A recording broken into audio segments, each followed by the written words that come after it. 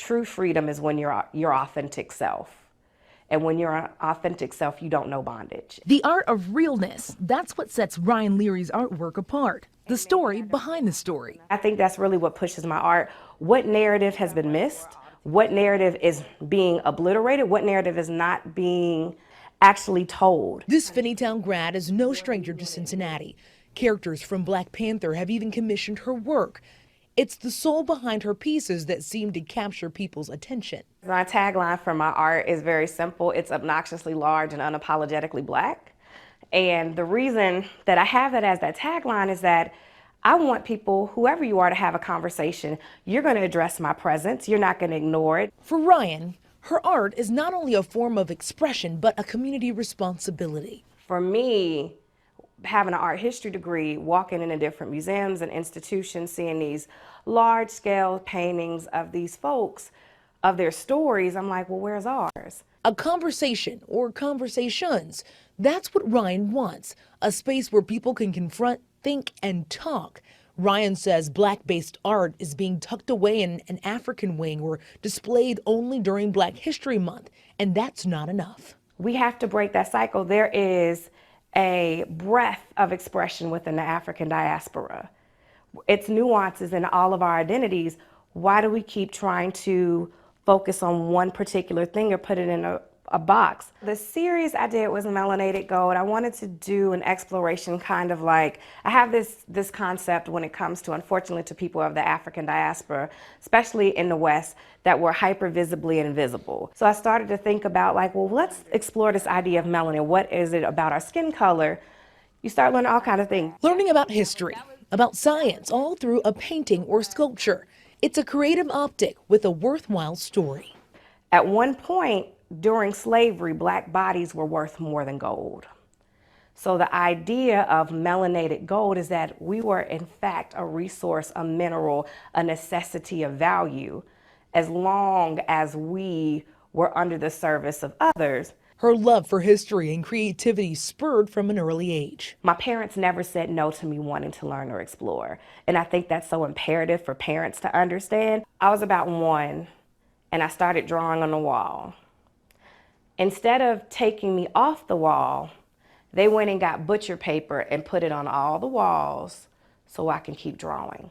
As she continued to create, she found importance of sharing her work, her process, in places and neighborhoods where art isn't easily accessible. On Saturdays, I would literally, to get my mind and myself out of my own space, would go to the barbershop, set up an easel, set up paint, set up whatever, and just draw live right there. If I can draw in a barbershop or draw in a cafe, and it's gonna cause conversation, it's gonna lead to a child look over and peek. Or for me to pick up one of the babies saying, you wanna paint something? And have them do the background. They feel accomplished, they feel inspired. They're like, oh, this is something that I could do. So it's always about placing not only my work, but myself in spaces that's gonna engage conversation. And of course, again, celebrate. Newly found lovers of art weren't the only ones captivated by Ryan's artwork. It recently caught the eye of Cincinnati Vice Mayor Chris Smitherman. He stopped by one day, saw a piece, he said, I'm buying this from you.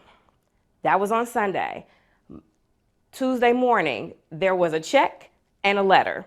Ryan is that beacon that art is alive, that African-American artists are alive and living in Cincinnati, and I'm just inspired by her work. I'm really, really excited to be able to have our presence in that building as well. These stories are American stories, desperately needing to be told. Ossie Davis said this in 1974. He said, any form of art is a form of power.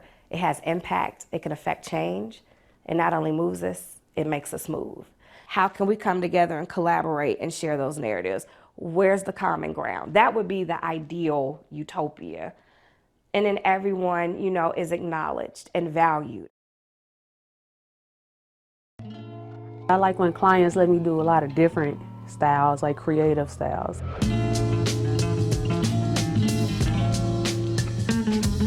Tiara Daniels is in the business of making you the best you can be. I've been doing braids. Well, my mom taught me how to braid when I was 4, so that's something that comes easy. Not only does her infectious smile and creative ideas encourage her clients, it's her fight that has inspired millions of people from around the world right here in Cincinnati, Ohio. What is there to lose? Just try it. You can't hurt. Her journey started in 2007 after graduating from Hughes High School. When I had my daughter in 2007, I had her July 14, 2007. So I remember New Year's Eve. I know she was sick, had been sick for a while. So I'm in there New Year's Eve thinking I'm gonna go to church afterwards. I'm like, wow, we're still here. And the doctors came in like, do you have anybody in your family got a heart condition? I'm like, no. After x-raying Amaria's chest, doctors saw a shadow of her heart. The next day they told me like she has one or two diseases. One we have a treatment for, the other one we don't. Well, the one that had the treatment was the one that my daughter had, and it was called Pompei's disease.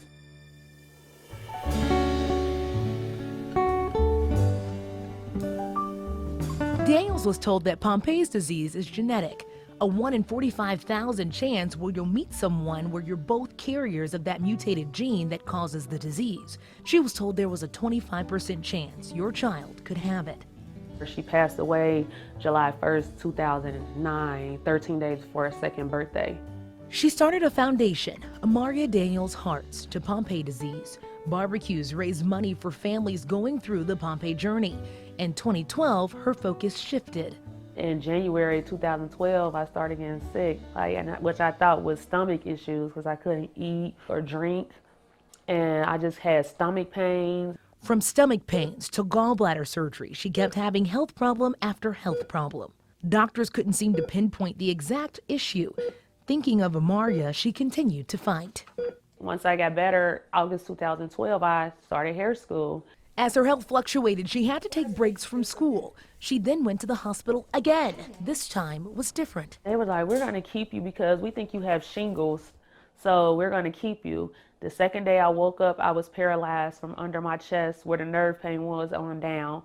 And they did an MRI and said my entire spinal cord was swollen. They never seen anything like it. That was the last time Daniels walked on her own. Now given a 50-50 chance of living, taking chemo and rehab for months, this fight was going to take more grit than ever before. She worked and worked and worked. I met a guy yesterday who came to fix my chair, and he said he works on a farm and he uses his chair. He's in a wheelchair himself. My body mechanics is a lot better. Instead of my arms hurting from reaching up, I want them to know me as being a fighter and never giving up. I want them to know that she tried her hardest. No matter what happened in life, she tried her hardest, and I was always determined. Her biggest fan is the one whose presence she feels in the midst of doing her passion. I always think like, I'm still here. I'm still here for a reason. And I'm gonna try to make the best out of each day and take each moment at a time, not even day, take each moment at a time.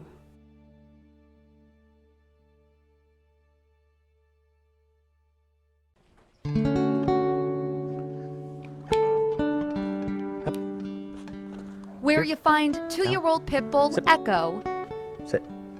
Good girl. No, you can't have treats right now. you'll usually find Marine veteran Sam Deeds. She has a personality like no other dog I've ever had. She walks next to him, or sometimes underneath him, every moment since they met last year. I came around the corner and there she was in her vest, and she was doing a little bit of work. And right away, I think it was an instant match for both of us. That's a good girl. That's a good girl. And Sam needs the help. In 63 days in Iraq, the Marine was badly injured by 2 explosions. Shrapnel to my left forearm, shrapnel to my right hand, and shrapnel on my head. After 42 surgeries, this humble hero's main concern are his wife and sons. They've spent more time in the hospital than most adults will throughout their entire life. Then he and his wife heard of Rescued and Ready, a new organization that pairs injured vets with shelter dogs. Now, Echo serves as a steady lift assistant when Sam has trouble getting up Brace.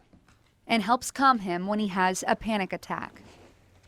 Oh, you didn't do it, Gruber. Sit. Echo's job doesn't stop when Sam leaves the home. In fact, it's almost more important for this Purple Heart recipient to have a dog that can help him through the public spaces. if there's a group of people coming at me, she'll actually pull me to the side away from them.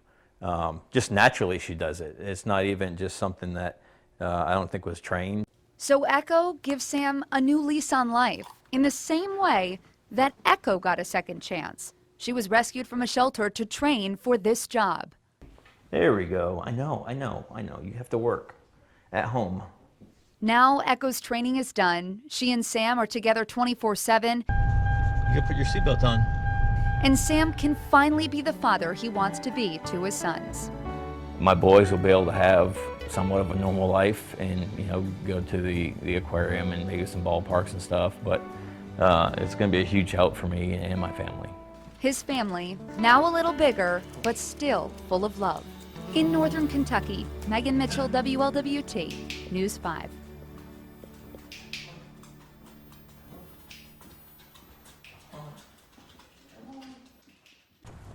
This is the part we don't show after the tragedy.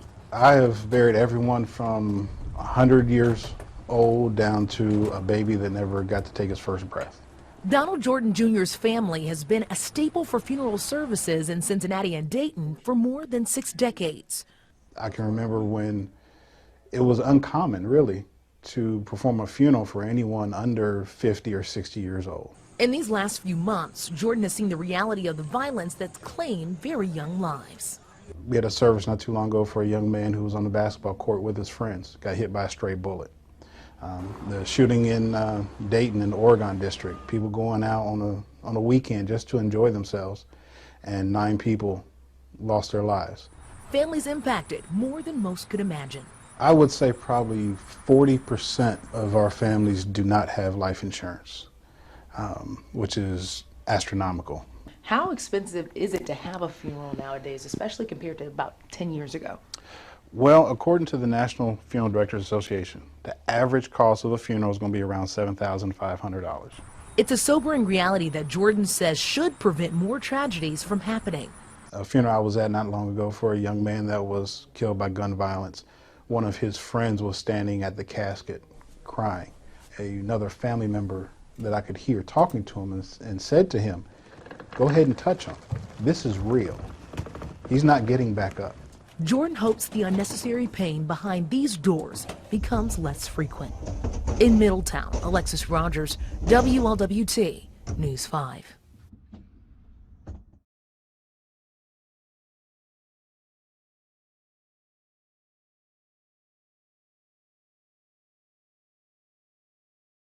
As she continued to create, she found importance of sharing her work, her process, in places and neighborhoods where art isn't easily accessible. On Saturdays, I would literally, to get my mind and myself out of my own space, would go to the barbershop, set up an easel, set up paint, set up whatever, and just draw live right there. If I can draw in a barbershop or draw in a cafe, and it's gonna cause conversation, it's gonna lead to a child look over and peek.